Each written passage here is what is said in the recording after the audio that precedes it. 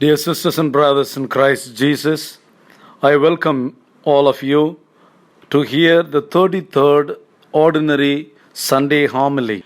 As we are almost at the end of the liturgical year, today's Gospel and the readings also deal with the end times, end of the world and the end of our life.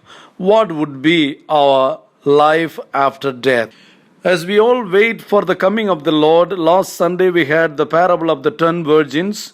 5 of them were wise and the other 5 were not wise, and they were not really prepared to meet the Lord, and they got lost. They could not enter into the banquet of the Lord. This Sunday also we have the parable of the talent. Before we go into the parable, I just want to say a few words about the parable. Today's gospel is a very tough gospel. We are so used to Jesus saying sweet and nice things. But when we read today's gospel, there is something a little bit more than just comfort in what Jesus has to say. First thing to remember is parables are open-ended stories. They are not explanations of doctrine. The characters in the parable are all made up. Nothing happens. But the parable has an inner truth, and they are used in the teaching that the listeners can figure out what those truths are for themselves.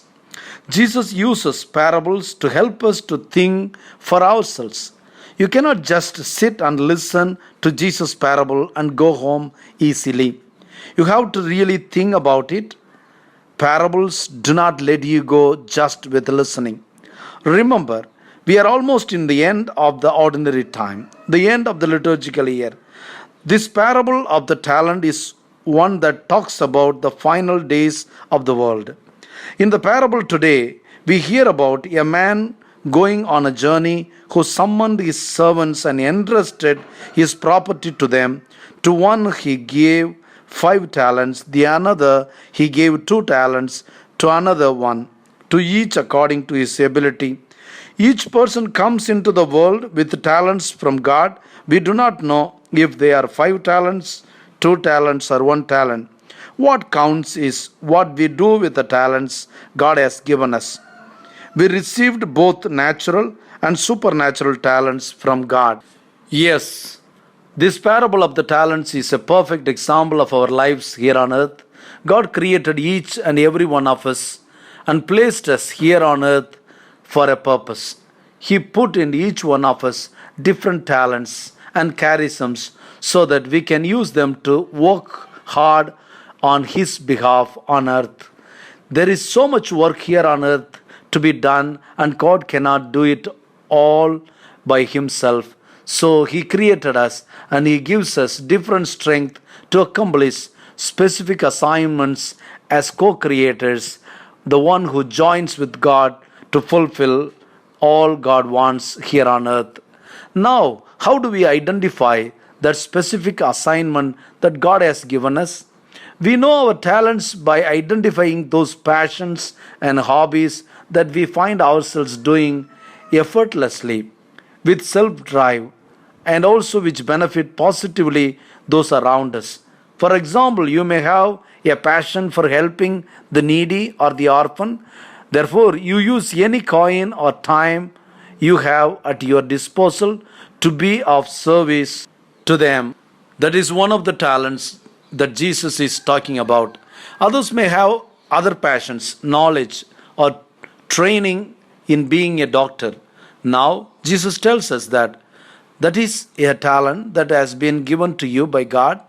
You know, it is God's work to heal, but He has delegated that work to you as a doctor to take care of the sick by treating them. And treat them the best you can with all the knowledge and ability given to you by God. This example applies to all other professions, occupations, and skills in the labor market. Now let us interview the example above with this parable that we heard today. God created the world and entrusted all the possession in it to man, and this man is me and you. We are given different capacities and charisms to make sure that we take care of everything around us, including the environment, animals, and fellow human beings. Now, at the end of time, God will ask you, how did you use the talent or knowledge or skill, expertise that I gave you to serve me and your neighbor?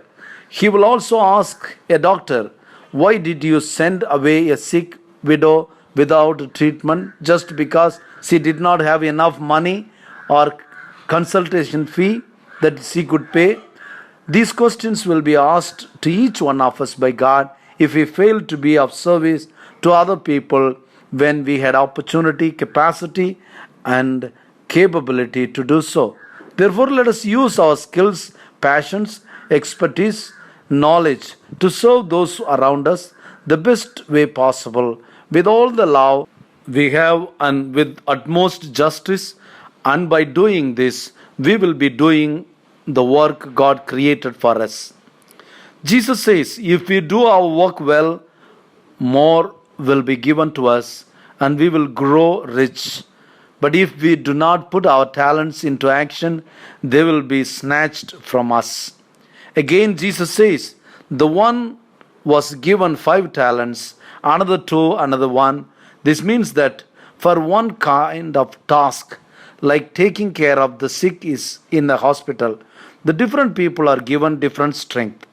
Maybe a nurse could be the one with 5 talents, a doctor or a surgeon with 2 talents, and the lab technician or pharmacist 1 talent.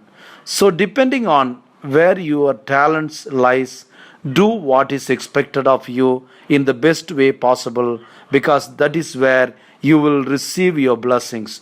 Do not belittle your talent just because other people despise it. Just follow the voice of God from your heart. My dear sisters and brothers in Christ Jesus, the servant received 1 talent is the real focus of the parable today.